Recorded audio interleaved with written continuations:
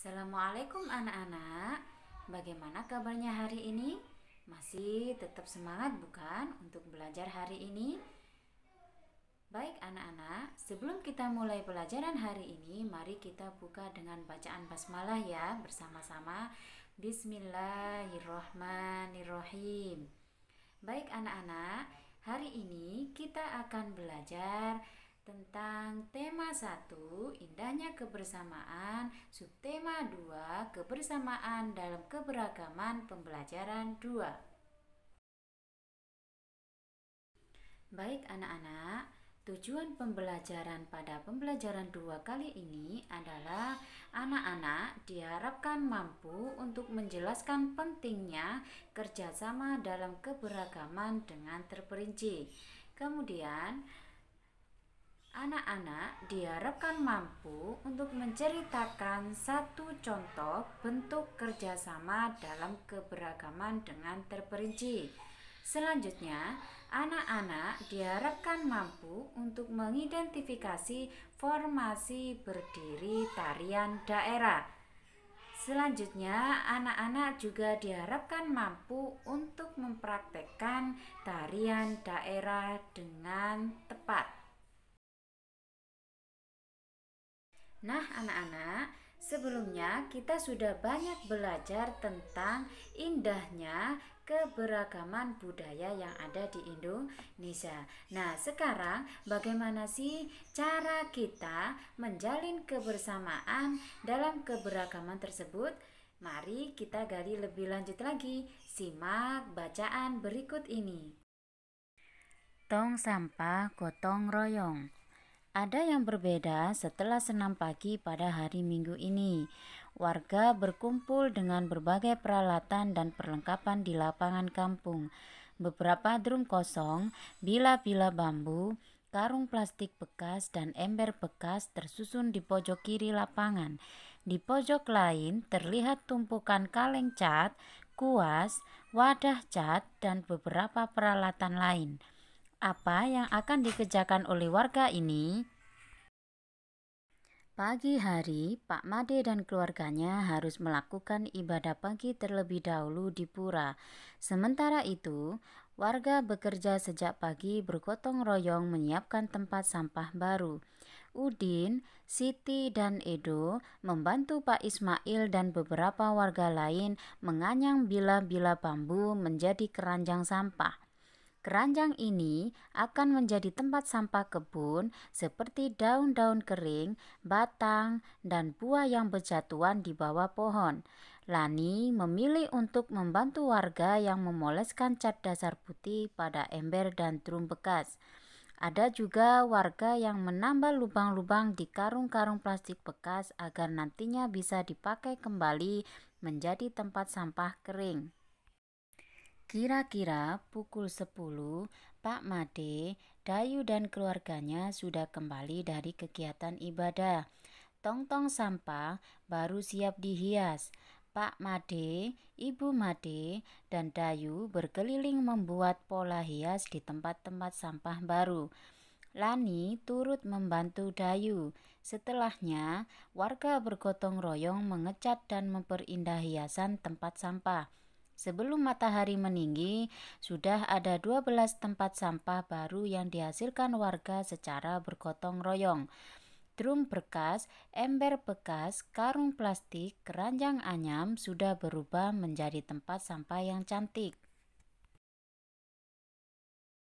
Baik anak-anak, dari bacaan tersebut, anak-anak dapat berdiskusi dengan ayah atau ibu di rumah ya tentang keberagaman, kerjasama, manfaat kerjasama yang ada pada bacaan tersebut.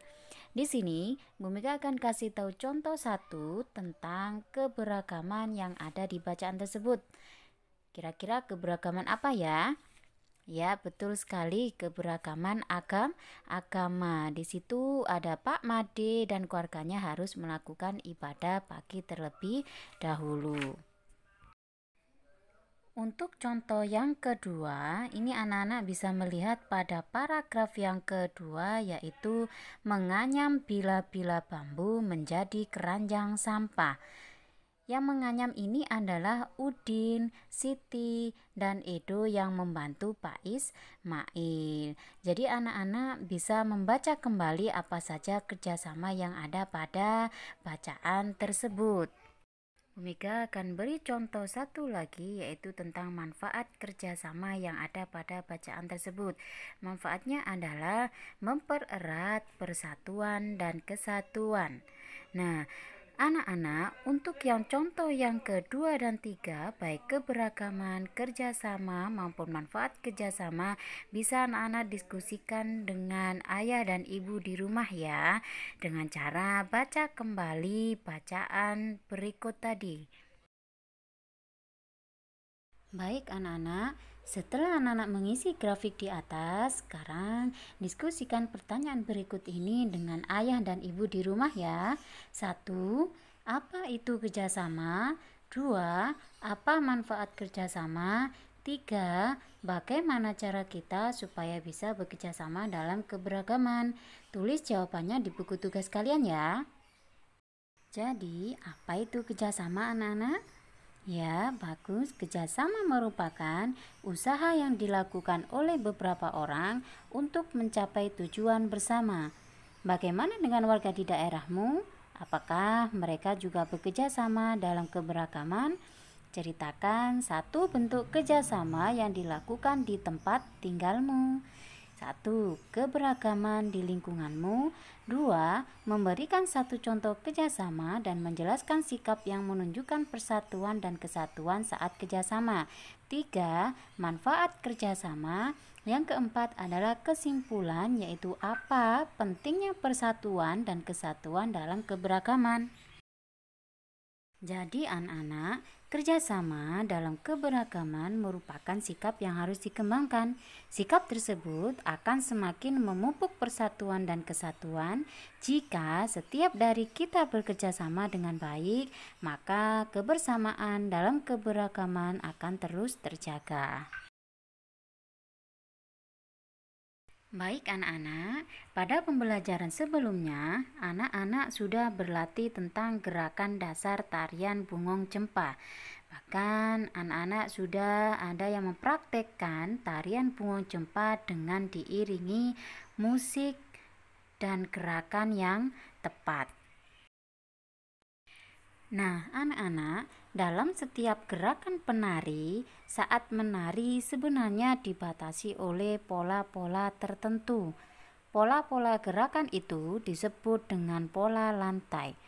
Pola lantai di sini berarti adalah garis yang dilalui penari saat melakukan gerak tari. Anak-anak, pada dasarnya ada dua pola garis dasar pada lantai, yaitu garis lurus dan lengkung. Dari bentuk pola dasar, garis lurus dapat dikembangkan berbagai pola lantai, di antaranya horizontal, diagonal, garis lurus ke depan, zigzag, segitiga, segi empat, dan segi lima.